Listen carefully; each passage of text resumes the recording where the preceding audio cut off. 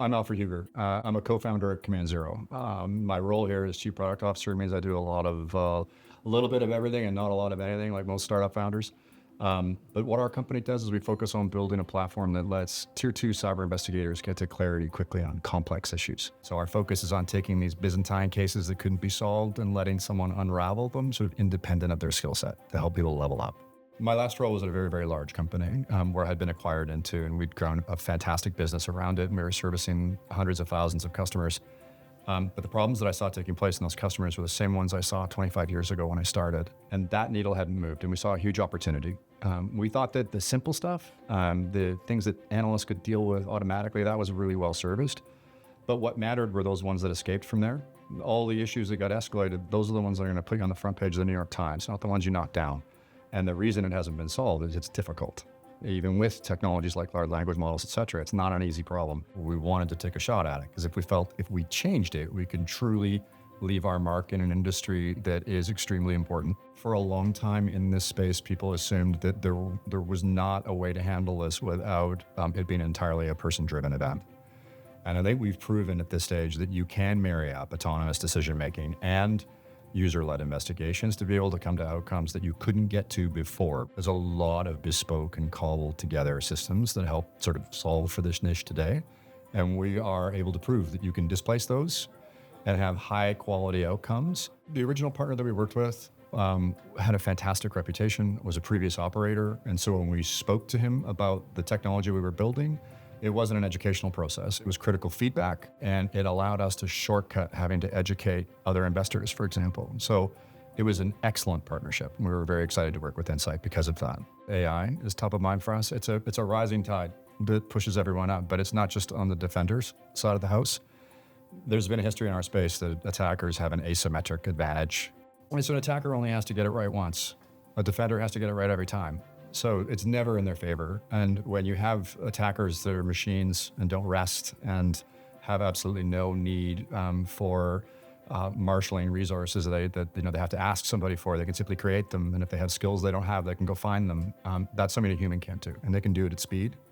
And that puts a defender in a really difficult position. So it's always been asymmetric. But now I think unless people get in front of this really quickly by adopting technology that can do things with large language models and AI at speed, they're going to end up with that asymmetric disadvantage is something they can't overcome. I think that its democratized access is something that we all need to be pretty thoughtful about, both in building the tools for it and being aware that the nature of the people that we're facing off with has changed because they won't always be people, probably now and in the immediate and forever future. I think the problem our customers have is overload of what's being discussed. There's so much hyperbole involved in this transition that we're seeing with AI in general.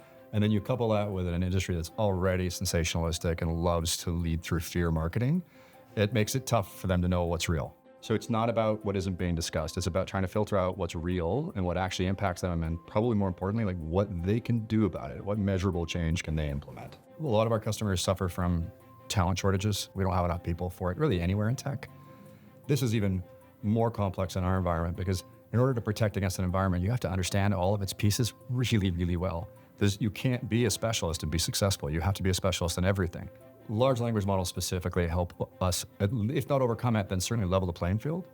So it democratizes access to knowledge instantly. So you can be an expert in your one thing, but you'll also be an expert in everything else. I think that probably the more appropriate question is what isn't being overhyped in security. And that's traditionally been how cybersecurity is operated, because when it started, it was a bunch of people trying to scream into the wilderness to get attention, and they never stopped doing it, even when they got attention. So now people tend to overmarket the impact of breach. I mean, of course, we all understand it's very serious, but people have stopped listening to a degree. They get callous about it. They start to distance themselves from it. Unfortunately, you have to listen to it because it is true. What has changed for our customers is they don't any longer control their IT infrastructure.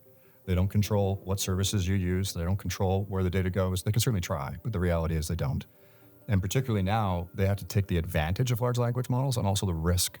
So now how do you secure this thing that's being leveraged by every single person in your company? And you don't know which services they might be using or what the exposure is to them. That is a huge exposure for these customers to have to deal with.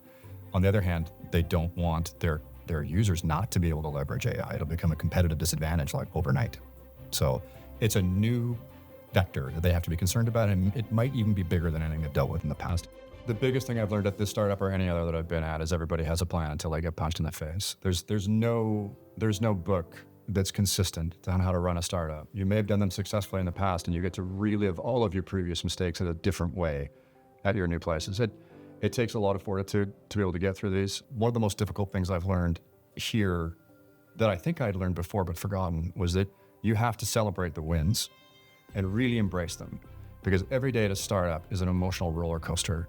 You'll have victories that are extraordinary, and then you will have the rug pulled out from you and be gutted in the same day.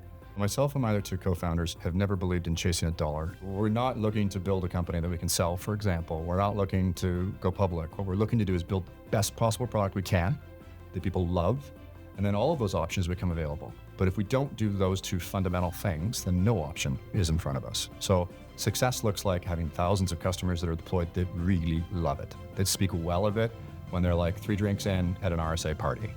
That would be success.